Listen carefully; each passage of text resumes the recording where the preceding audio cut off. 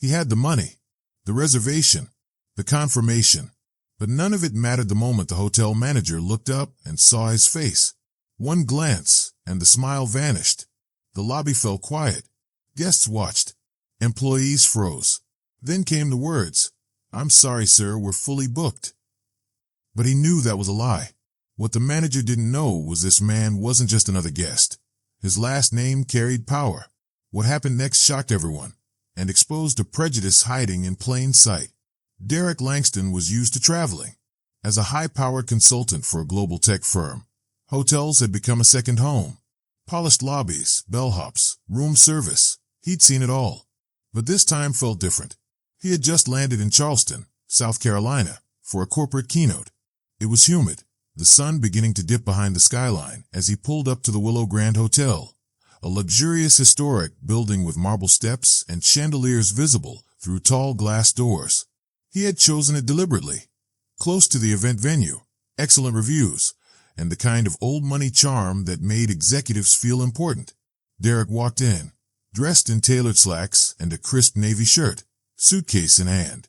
People at the reception looked up briefly, then down again, as if trying not to stare. He approached the front desk with a polite nod. Checking in. Derek Langston. Reservation should be under Langston Enterprises. The receptionist tapped her keyboard. Her eyes flicked up, hesitated, then flicked back down. A pause. Then a forced smile. "One moment, sir. Let me get the manager." Derek's brow furrowed. He had booked the penthouse suite a week ago, corporate rate, confirmed twice over email. The manager approached, a tall man with slick back hair and a name tag that read Walt. He didn't greet Derek like he had the elderly white couple just before. No handshake, no welcome, just a scan from head to toe, then a tight smile. "Mr. Langston, I'm afraid there's been a mistake with your reservation." Derek blinked. "A mistake?" "Yes. I'm sorry, but we're actually fully booked tonight. There's nothing available." Outside, the valet opened doors for new arrivals. Inside, Derek stood stunned, gripping a printed reservation in his hand. And something told him this wasn't a mix-up at all. Derek's face remained calm, but his heartbeat quickened. He slowly unfolded the printed reservation confirmation, laying it on the counter with precision.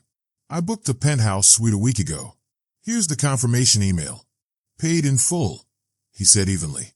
The manager barely glanced at the paper. "Yes, but something must have happened in the system. I assure you, we're fully booked." Derek noticed how the tone of assure sounded more like dismissal than apology. Behind him, another guest, white mid-50s, in golf attire, walked in and was greeted with warm smiles. "Welcome back, Mr. Green. Your usual suite is ready." Derek turned. His stomach dropped. "I'm sorry. How are you fully booked if someone just walked in and got a room?" Walt stiffened. "That's a returning guest. His reservation was already in place." "So was mine," Derek replied, his voice sharp now. An uncomfortable silence filled the lobby. The receptionist looked down at her desk. Another hotel employee nearby, a young black bellhop, paused mid-step. Their eyes met for a second. The bellhop's glance said it all. "You're not imagining this." Derek pulled out his phone and quietly started recording. "Just to clarify on camera, you're saying you don't have any rooms for Derek Langston, despite a confirmed reservation?" Walt flinched. "Sir, filming staff is not permitted."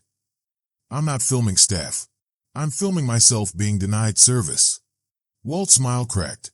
"Let me check again," he muttered, retreating to a back office. Derek took a seat in the lounge. People stared, some curious, some avoiding eye contact. He knew what this was. Not a mistake, not a glitch, but the same quiet discrimination he'd felt in boardrooms, restaurants, airport lounges. Minutes later, Walt returned, eyes cold. "We can offer you a smaller suite for tonight, but you'll need to check out early. It's all we can do." Derek gave a small, calculated smile. "No need. I'll be staying elsewhere, and I'll be contacting corporate because you just denied a black executive his confirmed suite at your flagship hotel. Let's see how that plays out." He stood, grabbed his bag, and left with his head high. Back in his car, his phone buzzed.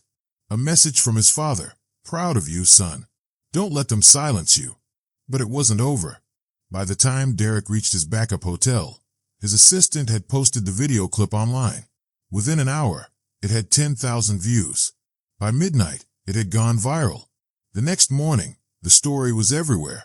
Black executive denied hotel suite despite confirmation, caught on camera. Hashtag Derek Langston was trending on X. News anchors debated it. Influencers reposted it. Celebrities weighed in. The hotel's Instagram was flooded with angry comments. But nothing compared to the moment when Langston Capital, Derek's firm, issued a statement. "We are aware of the incident involving our founder, Derek Langston. Discrimination in any form is unacceptable. We are reevaluating all corporate travel partnerships, including with the hotel in question." That hit like a hammer. The hotel's PR team scrambled. By noon, the company CEO personally reached out to Derek, offering apologies, upgraded accommodations, and a public statement of regret. Derek declined. Then came the final blow. That evening, Walt, the smug manager who had turned him away, was seen being escorted out of the hotel in front of cameras, his badge stripped, his face pale. And still Derek remained calm. He hadn't shouted. He hadn't demanded revenge. He let the truth speak for itself, and the world listened. But the most powerful moment came during a live interview that night. The host leaned in and asked, "Derek, what do you want people to take from this?" He looked directly into the camera, his voice steady. "I want them to see that this wasn't just about me. It's about every black man and woman who's been treated like they don't belong, no matter how successful, how kind, how qualified. We're done asking for dignity. We're taking it." The studio fell silent. Viewers at home stared, stunned, not just by the injustice, but by the composure and conviction of a man who turned discrimination into accountability. And for the first time in a long time, Derek felt the world wasn't just watching. It was waking up. The dust settled, but the ripple effects had just begun. He began speaking at schools, corporations, even government panels, sharing his story not for sympathy, but for change. Yet even as policies shifted and doors opened, one truth remained. This could have ended differently. If he hadn't been Derek Langston, if he hadn't recorded the moment, would anyone have listened? The story struck a nerve because it exposed a harsh reality. In America, success doesn't shield you from racism. Not even a billionaire is immune. And that's why Derek kept speaking. Not in anger, but in hope. Hope that stories like his, told loudly and without apology, could shatter silence and stir the hearts of those who still didn't see it. They saw a black man with a reservation and still locked the door. But we're not waiting outside anymore. That moment became a rallying cry, not just for him, but for millions.